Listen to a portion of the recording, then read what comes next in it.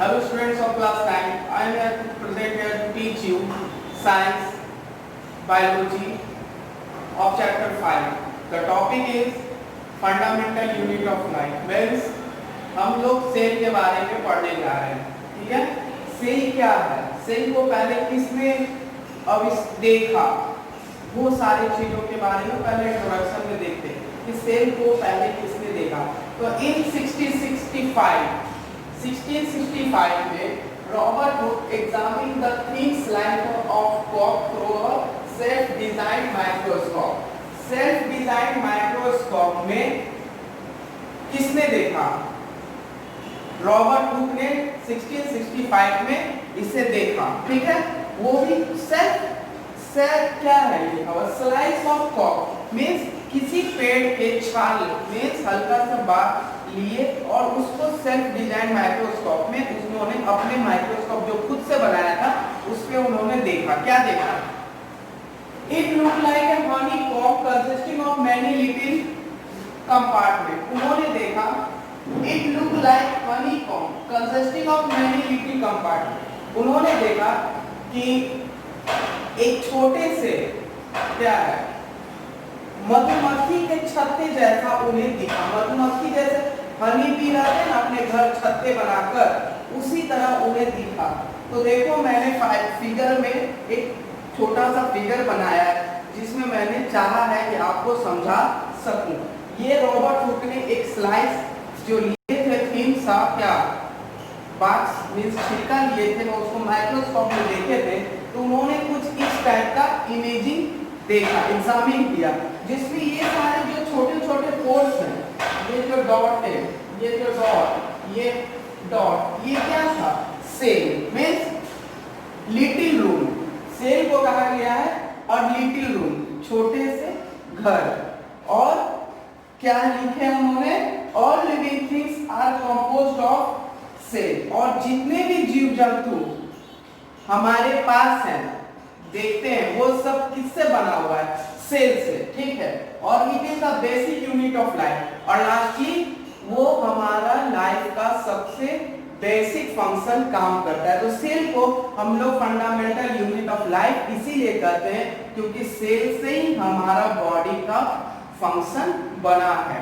क्योंकि सारा जैसे सेल जब एक सेल दूसरे सेल से कनेक्ट हो जाता है तो टिश्यूज बन जाता है। टिश्यूज जब एक टिश्यू दूसरे टिश्यू से ज्वाइंट होता है तो क्या बनता है? ऑर्गन बनता है। जब एक group of organ joint with another group of organ तो मिल ऑर्गन सिस्टम। तो वो सारी चीज बाद में देखेंगे। जो हमारा टॉपिक में दिया हुआ है फंडामेंटल यूनिट ऑफ लाइफ में, वो हम लोग एक बार फिर से समझते हैं। मींस रॉबर्ट हुक ने एक छोटे से स्लाइस ऑफ बारिश किसी के छिलके को एक माइक्रोस्कोप में खुद का माइक्रोस्कोप बनाकर उस पे उन्होंने देखा था। तो उन्होंने कुछ इस तरह का एग्जामिन किया था मींस पाया गया था। और जिसमें ये dot dot dot dot holes जैसा रूम दिख रहा है ये ही उन्हें दिखा था जो एक मधुमक्खी के छत्ते के जैसा दिख रहा था। तो उन्होंने इसे कहा ए लिटिल रूम, एक छोटे से घर। और फिर क्या यही सारी चीजों अब हम लोग देखेंगे।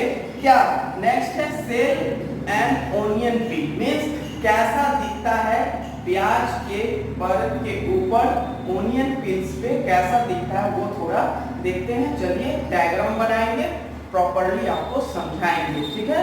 ओके देखो सेल एंड ओनियन पील। अब एनसीईआरटी बुक में देखोगे तो सारे चीज दिए हुए हैं। ये कुछ मैं डायग्राम बनाया हूं जो आपके बुक में भी दिया हुआ है। ओनियन पील कैसा दिखता है जब माइक्रोस्कोप में देखा गया कंपाउंड माइक्रोस्कोप में। तो मान लीजिए आप क्या करो, एक स्लाइस ले लो प्याज के ऊपर की जो पतले से लेयर निकलते हैं, ठीक है। उसके ऊपर आप सैफ्रामीन मींस एक लिक्विड जैसे ये आप एक टेस्ट जब ये खरीदोगे माइक्रोस्कोप उसके ऊपर एक स्लाइस ब्लेड मिलता है। उसके ऊपर आपको क्या करना है? एक प्याज का टुकड़ा लिए, प्याज नहीं लेना, उसके अंदर एक स्लाइस निकलता है स्टार्च के जैसा, उसको लेना है। उसके ऊपर सैफ्रामीन ड्रॉप वाइज गिरा देना है। मतलब इसका सैफ्रॉन हमने मिक्स कर दिया, SAFFARIN सैफ्रामिन, ठीक है। ये वायलेट कलर का होता है, सैफ्रामिन कलर ऑफ वायलेट। और इसके ऊपर फिर अनदर जो प्लेट है उसको रख देना है, मीन्स इसके ऊपर फिर एक प्लेट को रख दिए। फिर जब हम इसे माइक्रोस्कोप में देखेंगे तो हमारा कुछ इस तरह का डायग्राम दिखेगा, जिसमें ये डार्क डॉटेड जो है वो न्यूक्लियस को इंडिकेट करता है, ठीक है। और ये जो बुक में दिया हुआ है ब्लू कलर का, मैं तो यहाँ पर बता नहीं सकता ब्लू कलर, तो मैं यहाँ पे शेडेड किया हूँ। ये शेडेड पोर्शन जो है ये आपको इंडिकेट करता है साइटोप्लाज्म, जो हम लोग इसमें आगे देखेंगे कि साइटोप्लाज्म क्या है। तो ये चीज को जब आप भी अपने माइक्रोस्कोप में देखोगे तो आपको भी कुछ इस टाइप का फिगर दिखेगा। तो यही हमारा ऑनियन पील पे सेल को देखा गया कि सेल कैसा है, और ये सारा चीज है मेम्ब्रेन्स।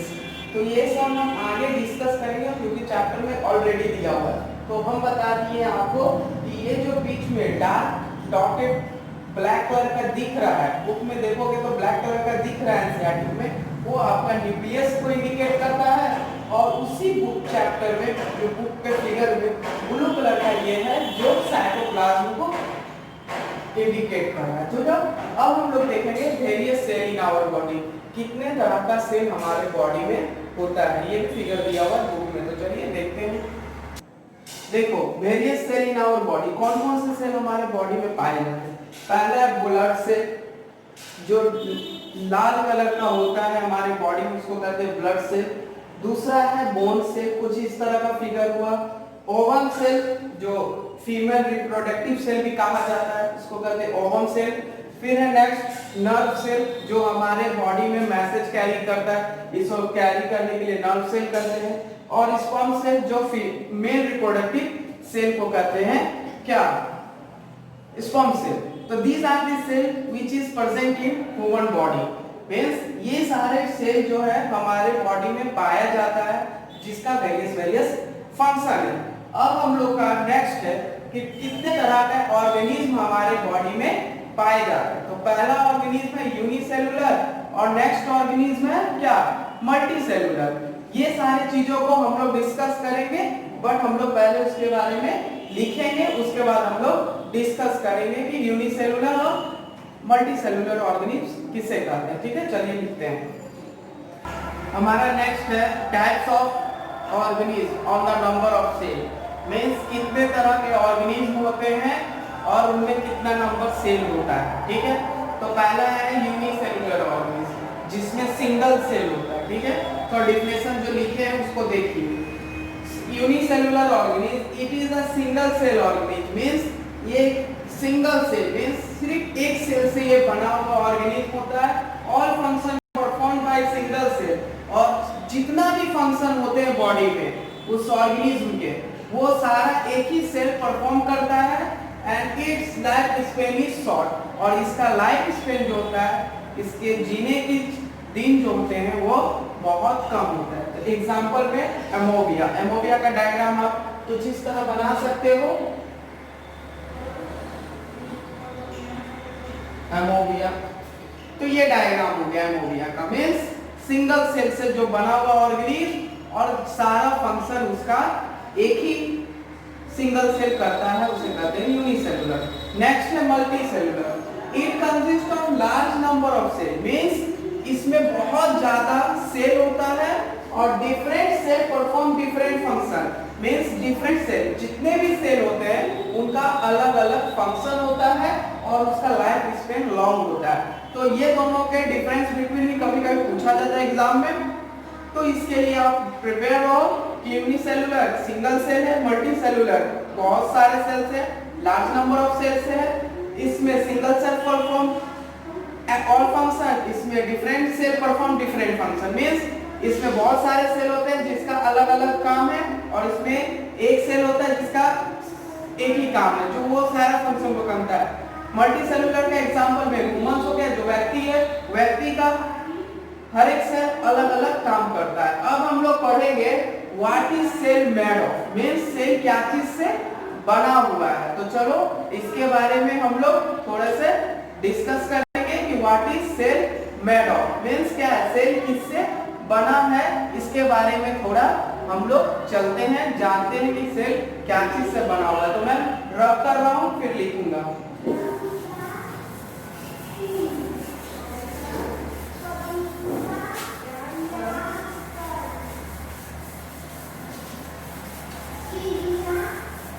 हम लोग का नेक्स्ट है what is cell made of, what is made of cell, what is made of cell, cell किससे बना है, what is made of, what is cell made of, मैंने थोड़ा सा मिस्टेक किया है, what is cell made of, cell किससे बना हुआ है। Every single cell do basic function, means जितना भी सिंगल सेल होता है हमारे बॉडी में, जितने भी सेल है, सेल मिलकर फिंगर टिश्यू बनते हैं, पर एक सेल का अलग ही अपना फंक्शन है। Like exchange of gas, digestion, absorption, means exchange, gas को ऑक्सीजन इनहेल और कार्बन डाइऑक्साइड एक्सहेल, ये सारा जो फंक्शन है, डाइजेशन, एब्जॉर्प्शन, ये हमारा सिंगल सेल करता है। और सेल में 3 कंपोनेंट पाए जाते हैं, जिसमें सेल मेम्ब्रेन, न्यूक्लियस, साइटोप्लाज्म। तो प्लांट सेल और एनिमल सेल मैंने बनाया है। प्लांट सेल का मैंने पहले समझाया था, ये जो डार्क है ये न्यूक्लियस है, उसी तरह एनिमल सेल में ये जो डार्क है ये न्यूक्लियस है, ठीक है। ये जो जेली स्ट्रक्चर है, जो खाली जगह है, ये बुक में देखोगे तो ब्लू कलर का कलर है, ये जेली स्ट्रक्चर, ये आपका साइटोप्लाज्म है, और इसमें भी ये साइटोप्लाज्म है, ये जो साइडेड एरिया है, ये वाला एरिया साइटोप्लाज्म, और ये जो लास्ट एरिया, ये जो डार्क एरिया प्लांट सेल का, ये है प्लाज्मा मेम्ब्रेन, मींस ये जो डार्क सेल है, और उसी तरह ये जो आउटर सेल है, इसको प्लाज्मा मेम्ब्रेन कहते हैं या तो सेल मेम्ब्रेन कहते हैं। मींस हमारा जो बाहरी क्षेत्र और ये जो मोटे से डार्क, मैंने जो डार्क रेड किया है, वो है आपका प्लाज्मा मेम्ब्रेन या तो सेल मेम्ब्रेन। और ये न्यूक्लियस क्या है, तो न्यूक्लियस जो बॉडी के बीच में जो डार्क सर्कल है, ये न्यूक्लियस है। उसी तरह प्लांट सेल के लिए ये जो डार्क डॉटेड है, ये उसका न्यूक्लियस है, और साइटोप्लाज्म जो जेली स्ट्रक्चर है वो साइटोप्लाज्म है, इसमें भी और इसमें भी, दोनों में आप समझते हैं एनिमल सेल और प्लांट सेल। अब हम लोग एक एक करके ये 3 कंपोनेंट्स को पढ़ेंगे। पहला सेल मेम्ब्रेन और प्लाज्मा मेम्ब्रेन, उसके बाद न्यूक्लियस, उसके बाद साइटोप्लाज्म, ये सारे चीजों के बारे में हम लोग डिस्कस करेंगे 1 बाय 1। तो पहला हमारा सेल मेम्ब्रेन और प्लाज्मा मेम्ब्रेन। चलिए, हमने जैसा डिस्कस किया था 3 कंपोनेंट, जिसमें पहला सेल मेम्ब्रेन और प्लाज्मा मेम्ब्रेन, सेकंड था न्यूक्लियस, थर्ड है साइटोप्लाज्म। तो न्यूक्लियस क्या होता है, साइटोप्लाज्म क्या होता है, और प्लाज्मा मेम्ब्रेन्स क्या होते हैं। तो न्यूक्लियस को हमने फिगर एनिमल सेल और प्लांट सेल से दिखाया, साइटोप्लाज्म को भी बताया, और कौन सा बच गया, न्यूक्लियस भी दिखा दिया, प्लाज्मा मेम्ब्रेन भी दिखा दिया। तो अब हमारा पहला टॉपिक है सेल मेम्ब्रेन में क्या है, सेल मेम्ब्रेन और प्लाज्मा मेम्ब्रेन क्या है। It is the boundary of each cell, ये बाउंड्री होता है। जैसे एनिमल सेल का मैं डायग्राम बना रहा हूं, तो ये जो आउटर पार्ट है, ये तो बीच का न्यूक्लियस है, ये तो बीच का न्यूक्लियस है। ये जो आउटरी पार्ट है, ये आपका हो गया सेल मेम्ब्रेन या प्लाज्मा मेम्ब्रेन। तो वो क्या करता है, separate cytoplasm from the surrounding, surrounding से साइटोप्लाज्म को सेपरेट करता है। साइटोप्लाज्म कुछ इस तरह, साइटोप्लाज्म इसके अंदर जो जेली स्ट्रक्चर है सेपरेट करता है अपने सराउंडिंग से। नेक्स्ट है प्रेजेंट इन बोथ प्लांट और एनिमल सेल, ये दोनों में पाया जाता है। मैंने फिगर भी पहले, आप नहीं समझ में आ रहा है तो पीछे वाला जो अभी मैंने कुछ देर पहले समझाया था, न्यूक्लियस और प्लाज्मा मेम्ब्रेन, वो सारा आप देख सकते हैं, ये दोनों में पाया जाता है, जो मैंने फिगर पहले बताया था। It is made of protein and lipids, ये क्या बनता है इससे, प्रोटीन और lipids. It is electric permeable in nature. It allows some minerals in and out. Means ये क्या करता है, बाहर से मिनरल को अंदर या बाहर करने का काम करता है। तो इसमें कितना तरह का मूवमेंट होता है, एक होता है ऑस्मोसिस और दूसरा होता है डिफ्यूजन। तो ये दोनों को हम देखेंगे कि क्या है ऑस्मोसिस में कैसा मूवमेंट और डिफ्यूजन में कैसा मूवमेंट। पहले तो ये सेल मेम्ब्रेन क्या है और डायग्राम ये एनिमल सेल का, क्योंकि एनिमल और प्लांट दोनों में पाया जाता है। तो हमारा ये चीज हो गया। अब हम लोग देखेंगे उसमें मूवमेंट कैसे सब्सटेंस को करता है प्लाज्मा मेम्ब्रेन। ठीक है, चलिए देखिए पहला मूवमेंट जो सब्सटेंस होता है प्लाज्मा मेम्ब्रेन में वो डिफ्यूजन होता है और दूसरा ऑस्मोसिस होता है। तो पहले हमने डिफ्यूजन का डिफाइन किया है कि क्या है। It is the spontaneous movement of a substance. ये अचानक से मूवमेंट होता है high concentration region to low concentration.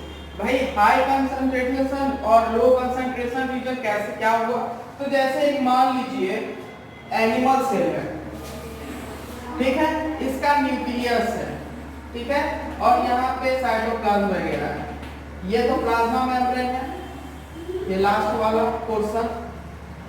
और इसमें जब ऑक्सीजन की मात्रा मान लीजिए बाहर हाई है और अंदर में लो है, ठीक है, बाहर में हाई है और अंदर में लो है, तो हमने क्या देखा डिफ्यूजन में high concentration to low concentration means high जो ऑक्सीजन की मात्रा बाहर ज्यादा है वो लो कंसंट्रेशन रीजन में चला जाएगा।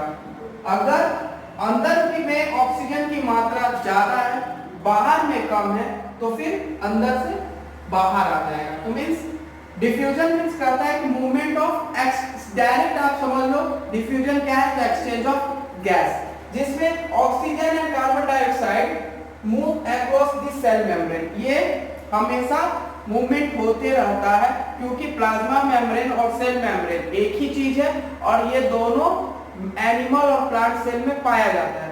तो हमने एनिमल सेल का डायग्राम बनाया है, ये रफली डायग्राम है।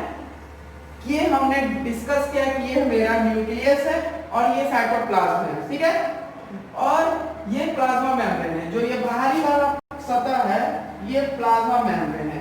तो जब high concentration region to low concentration region means जब ऑक्सीजन की मात्रा ज्यादा रहेगी तो वो अंदर चला जाएगा लो कंसंट्रेशन में। अगर लो इधर अंदर में हाई कंसंट्रेशन मींस ऑक्सीजन की मात्रा ज्यादा हाई रहेगी तो ये बाहर आ जाएगा। ये मूवमेंट होते रहेगा, एक्सचेंज ऑफ गैस होते रहेगा। अब हमारा नेक्स्ट है, इसी का सेकंड पॉइंट है ऑस्मोसिस। इसमें गैस एक्सचेंज होता है, उसमें मॉलिक्यूल्स वाटर मॉलिक्यूल्स एक्सचेंज होता है। तो चलिए इसको भी हम डायरेक्ट बता देते हैं डेफिनेशन लिखकर।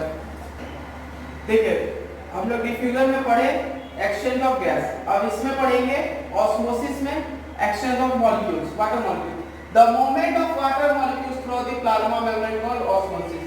मींस जो मूवमेंट इसमें होता है वो वाटर मॉलिक्यूल्स का होता है। तो ये सिंपल ही है कि ऑक्सीजन मींस डिफ्यूजन में हमारा गैस एक्सचेंज हुआ और ऑस्मोसिस में वाटर मॉलिक्यूल्स। तो जो डायग्राम हम पहले डिस्कस किए हैं जिसमें high concentration to low concentration gas हो रहा है, उसी सेम डायग्राम में मॉलिक्यूल्स एक्सचेंज होगा। तो ये हमारा खत्म हुआ। अब देखते हैं नेक्स्ट टॉपिक हमारा क्या आ रहा है, तो देखते हैं फिर चलते हैं पढ़ाते हैं। देखिए नया हम लोगों का टॉपिक में आया है what happen when we cell put in a water of sugar and salt. मींस अगर क्या होगा जब हम किसी एक सेल को, वो प्लांट सेल हो या एनिमल सेल, उसे हम शुगर सॉल्यूशन या तो सॉल्ट सॉल्यूशन में डाल दो तो तीन हमें सॉल्यूशन दिखता है। एक में हो गया सेल का कंसंट्रेशन ज्यादा होगा वाटर के कंसंट्रेशन से, दूसरा हमारा दोनों कंसंट्रेशन इक्वल होगा, और थर्ड में पॉइंट में है मॉलिक्यूल्स जो वाटर मॉलिक्यूल है इसमें बाहर की कंसंट्रेशन अंदर की कंसंट्रेशन से ज्यादा होगा। तो हमें तीन तरह का सॉल्यूशन मिलेगा, एक होगा हाइपोटोनिक और एक होगा आइसोटोनिक और एक होगा हाइपोटोनिक सॉल्यूशन। तो पहला हाइपोटोनिक सॉल्यूशन जो इसके लिए है, जब concentration of solution outside this cell is less than inside this cell. Means जब बाहर से ज्यादा मींस क्या है, concentration of solution outside this cell means बाहर का सेल से अंदर की सेल का कंसंट्रेशन ज्यादा रहेगा। तो due to this cell lose water and cell means क्या होगा, ये सेल का बता रहे हैं, जब बाहरी सेल का कंसंट्रेशन अंदर की सेल की कंसंट्रेशन से ज्यादा होगा तो ये जो H2O है इसमें जो वाटर मॉलिक्यूल्स है H2O ये क्या करेगा, लूज करेगा। तो ये अपना मॉलिक्यूल लूज करेगा और लूज करने के बाद ये धीरे धीरे सुकूड़ जाएगा, श्रिंक कर जाएगा। समझ में आया? ये पहला मॉलिक्यूल जब सेल बाहर रिलीज करेगा अपना वाटर मॉलिक्यूल तो H2O इसमें से रिलीज होगा, लूज होगा और ये धीरे धीरे छोटा हो जाएगा। अब ये आता है आइसोटोनिक सॉल्यूशन। आइसोटोनिक सॉल्यूशन में क्या होगा हम देखते हैं। आइसोटोनिक सॉल्यूशन को डिफिनेशन लिखते हैं। सेकंड पॉइंट का पहला पॉइंट तो आप समझ गए, जब कंसंट्रेशन बाहर नहीं जाता है तो सेल क्या करेगा, लूज करेगा और वाटर लूज करने के कारण ये श्रिंक हो जाएगा, छोटा हो जाएगा। और जब दोनों इक्वल रहेगा मींस जितना बाहर है उतना अंदर मींस इक्वल काम होगा कंसंट्रेशन, तो आइसोटोनिक होगा। उसके लिए हम लोग लिखते हैं, क्योंकि इसमें ब्लैक बोर्ड पे जगह नहीं मिल पा रहा है कि मैं एक ही में बताते चलूं तो थोड़ा सा मुझे रब करना पड़ेगा, तो इसके लिए आपको थोड़े से कष्ट करनी पड़ेगी कि सर ने अभी क्या लिखने वाले। तो आइसोटोनिक सॉल्यूशन देखते हैं क्या है। चलो स्टार्ट करते हैं आइसोटोनिक सॉल्यूशन में। आइसोटोनिक सॉल्यूशन क्या है?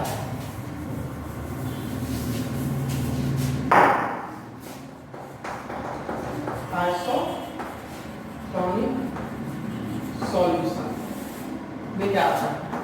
जब हमारा कंसंट्रेशन आइसोटोनिक सॉल्यूशन में क्या आता है वो हम करने जा रहे हैं आइसोटोनिक सॉल्यूशन।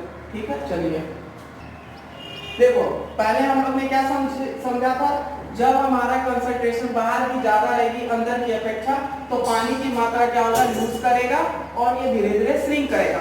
सेकंड में आइसोटोनिक सॉल्यूशन में जब दोनों इक्वल होने लगेगा, एक ही प्रोसेस हो मींस जितना बाहर से हो रहा है उतना अंदर से भी हो रहा है, तो उस समय क्या होगा, जब equal concentration outside and inside the cell, जब दोनों कंसंट्रेशन बाहर और अंदर की सेम होगी तो due to this cell gain equal amount, जितना ये अंदर ले रहा है उतना ये बाहर लूज करेगा और उसके कारण क्या होगा मींस इसमें दोनों प्रोसेस इक्वली होगा। मींस ये जितना अंदर गेन कर रहा है उतना वाटर बाहर लूज करेगा H2O। मींस ये जो एरो हमने दिखाया है मींस इक्वल कंसंट्रेशन हो रहा है सेल का, जितना ये गेन कर रहा है उतना ये लूज कर रहा है। अब हमारा थर्ड में आ रहा है क्या कि दोनों का कंसंट्रेशन देखते हैं, बाहर की कंसंट्रेशन और अंदर की कंसंट्रेशन। तो हम लोग थर्ड में देखेंगे हाइपोटोनिक सॉल्यूशन। चलो रब कर रहे हैं। जब बाहर की कंसंट्रेशन अंदर की कंसंट्रेशन की अपेक्षा ज्यादा होगा तो उस समय क्या होगा, उस समय हमारा थर्ड डायग्राम देखिए। थर्ड हम लोग ये फर्स्ट सेकंड को देख लिया, थर्ड में आज हाइपोटोनिक आता है तो उसमें क्या होगा, बाहर की कंसंट्रेशन ज्यादा है अंदर की कंसंट्रेशन से कारण, तो concentration of solution outside is more than inside this cell. अंदर में जो सेल है उसके अपेक्षा बाहर की सेल ज्यादा है, तो due to this water gain, इसमें क्या होगा, वाटर की मात्रा बढ़ते जाएगी और एक समय ये आएगा कि ये धीरे धीरे सेल फूलते जाएगा, स्वेल करेगा और मे बी ब्रस्ट, ये फट भी सकता है। तो हमने ये तीन चीज पढ़ा जब कि व्हाट हैपन, क्या होगा जब कोई एक सेल को सॉल्ट सॉल्यूशन या सॉल्ट सॉल्यूशन में डाल देते हैं, तो ये क्या होगा, जैसे हमारा पहला हाइपोटोनिक सॉल्यूशन, उसमें क्या होगा, पानी लूज करेगा और ये कंसंट्रेशन के कारण ये उड़ते जाएगा।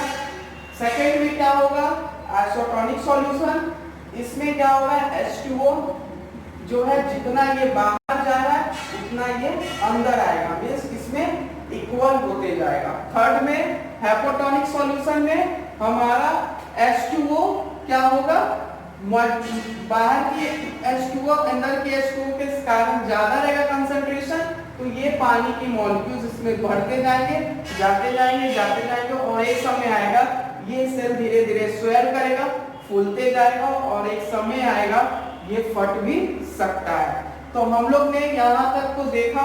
अब हमारा नेक्स्ट टॉपिक है सेल वॉल। सेल वॉल किसे कहते हैं उसके बारे में, उसका फंक्शन, उसका डिफिनेशन समझते हैं। ठीक है, देखो सेल वॉल वो मतलब कंप्लीट हो गया। सेल वॉल क्या है, नेक्स्ट टॉपिक है इसी चैप्टर का। It is the outermost covering of plant cell. Means plant cell बताया गया, मतलब इसमें एनिमल सेल में नहीं पाया जाता। तो जैसे हमने एक डायग्राम बताया था, कुछ रिकॉल करो आप लोग, ऐसे करके मैंने प्लांट सेल का बनाया था। बनाया था ना। तो ये जो बनाया था इसमें जो एक डॉटेड, ये जो बाहरी क्षेत्र है, ऊपरी वाला पोर्शन, इसको प्लाज्मा मेम्ब्रेन भी कहा गया था, सेल मेम्ब्रेन। तो इसके ऊपर और एक लेयर होता है, पतला सा थिन लेयर, जिसको कहते हैं सेल वॉल, और it is absent in animal cell में। एनिमल सेल में ये पाया नहीं जाता है। It is rigid, strong, porous and non living structure. ये थोड़े से हार्ड होते हैं और इसमें पोरस मींस थोड़े थोड़े हल्के हल्के छिद्र जैसा होता है। It is made of cellulose, और ये सेलुलोज से बना हुआ रहता है। अब इसका हम लोग फंक्शन देख ले, सेल वॉल का फंक्शन क्या है। चलो देखते हैं इसका फंक्शन भी क्या लिखा हुआ है। हम लोग सेल वॉल का फंक्शन देखते हैं। तो it provide different shape to the cell, ये सेल को शेप प्रोवाइड करता है।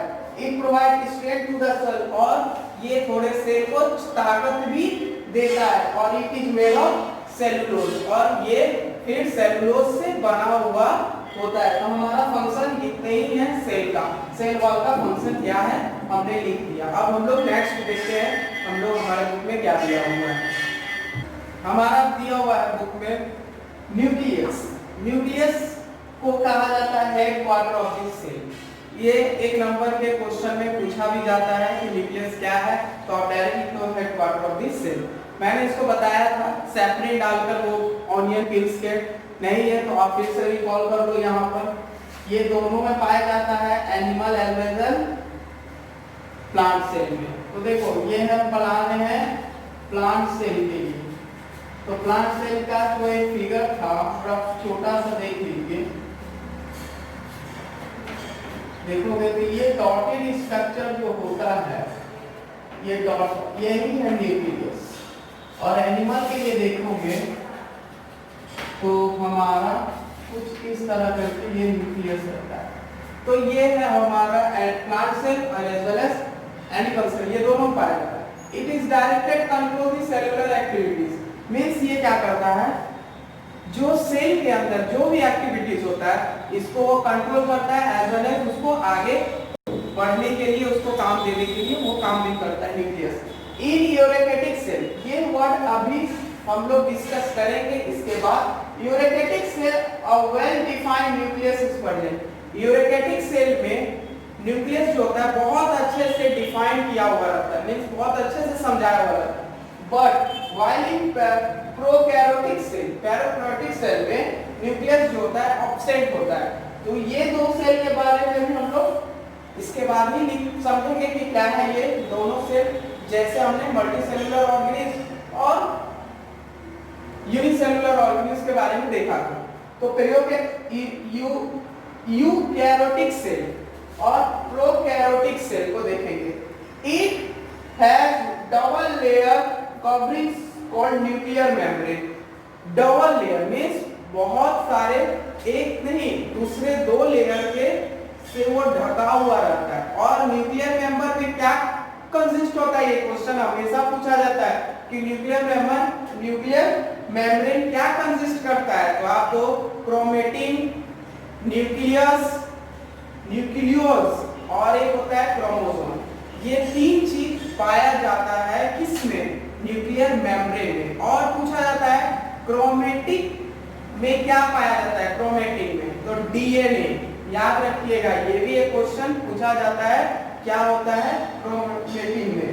तो हमारा न्यूक्लियस खत्म हुआ। अब हम लोग ये दो सेल के बारे में समझेंगे, यूरोकैरियोटिक सेल क्या है और प्रोकैरियोटिक सेल क्या है, ठीक है। अब देखो आप लोग टाइप्स ऑफ सेल है, मींस हम लोग ने 3 कंपोनेंट पहले ही पढ़ा था, जिसमें सेल मेम्ब्रेन आया था, नेक्स्ट आया था न्यूक्लियस और थर्ड है साइटोप्लाज्म। तो जब हम लोग न्यूक्लियस पढ़े तो न्यूक्लियस में 2 सेल का नाम आया, एक था यूरोकैरियोटिक सेल और prokaryotic cell.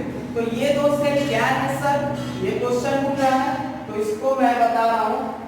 Prokaryotic cell very minute in size, ये बहुत छोटा साइज का होता है। Nuclear region not surrounded by nuclear membrane, means nuclear के साइड न्यूक्लियर मेम्ब्रेन नहीं सराउंडेड रहता है, और इसलिए न्यूक्लियर मेम्ब्रेन इसमें एब्सेंट होता है और सिंगल क्रोमोसोम प्रेजेंट होता है। तो मैंने न्यूक्लियस का आपको जो डिफिनेशन समझाया है और न्यूक्लियस कैसा होता है फिगर से भी मैंने इसको बताया, तो इसको आप थोड़े से ध्यान से देखो। प्रेजेंट होता है, एग्जांपल है बैक्टीरिया। नेक्स्ट सेल आता है यूकैरियोटिक सेल, जिसमें लार्ज साइज जो बहुत बड़ा साइज का होता है। Nucleus surrounded by nuclear membrane, इसमें न्यूक्लियस के न्यूक्लियर मेम्ब्रेन सराउंड रहता है और इसमें एक से ज्यादा क्रोमोसोम प्रेजेंट रहता है। More than 1 chromosome are present, मैंने 2 बार प्रेजेंट लिख दिया है, ठीक है। तो एक से ज्यादा क्रोमोसोम प्रेजेंट होता है, एग्जांपल ह्यूमन। तो हमने 2 कंपोनेंट अभी तक पढ़ लिया। पहला क्या था, सेल मेम्ब्रेन, उसको कहते हैं, दूसरा प्लाज्मा मेम्ब्रेन, उसी वर्ड को, और दूसरा पढ़ा न्यूक्लियस। अब थर्ड है हम लोग का साइटोप्लाज्म। ये हम लोग अब स्टार्ट करते हैं साइटोप्लाज्म क्या है, ठीक है। अब देखो आप लोग को 3 कंपोनेंट में मैंने सेल मेम्ब्रेन और न्यूक्लियस को समझा दिया। अब हमारा है थर्ड साइटोप्लाज्म। साइटोप्लाज्म क्या है, जो डायग्राम में मैंने बताया भी था, आप स्टार्टिंग में देखे होंगे तो अच्छे से समझ में आया। जो ब्लू कलर का लिक्विड जैसा था, ये तो न्यूक्लियस हो गया, और इसमें जो ब्लू कलर का शेडेड मैंने किया था, डायग्राम बनाया था, शेडेड किया था, ये दोनों पाया जाता है हमारा एनिमल और प्लांट सेल में। The liquid part of the cell in which the other organelles float is called cytoplasm. Organelles means जो ऑर्गेन हमारे सेल में पाए जाते हैं, फ्लोट करते रहता है, वो लिक्विड फॉर्म में। ये 2 कंपोनेंट में होता है, एक है साइटोलोज और एक cell organelle. Cytosol the aqua component of cytoplasm means ये लिक्विड पानी की जैसे होता है साइटोप्लाज्म में, और cell organelles these are the, देखो cell organelle these are the internal organ of the cell responsible for carrying out specific job. Means इसका ये काम है कि जो भी वर्क हो रहा है सेल में, ये उसको क्या करता है, रिस्पॉन्स देता है कि आप जॉब करो, और जॉब मींस स्पेसिफिक, जो उसका वर्क है वो करो, जो सेल जिंदा है, ठीक है। तो ये जितना चीज था हमने अभी तक 3 कंपोनेंट को डिस्कस किया। आपके चैप्टर में और भी चीज दिया हुआ है, और वो है सेल ऑर्गेनल को डिफाइन किया है। सेल ऑर्गेनल क्या है, उसके कंपोनेंट जैसे मैं हो गया गोगली अपरेटस, फिर हो गया माइटोकॉन्ड्रिया, ये सब करके 6 कंपोनेंट को समझाया गया है, जो हम आपको नेक्स्ट वीडियो में समझाते हुए मिलेंगे। अभी इतना ही, और पार्ट 2 इसका, ये मैंने पार्ट 1 कंप्लीट किया, और सेल ऑर्गेनल पार्ट 2 लेकर आएंगे कुछ नेक्स्ट वीडियो के साथ। तब तक आप अच्छे से इस चीज को पढ़ो। Okay bye.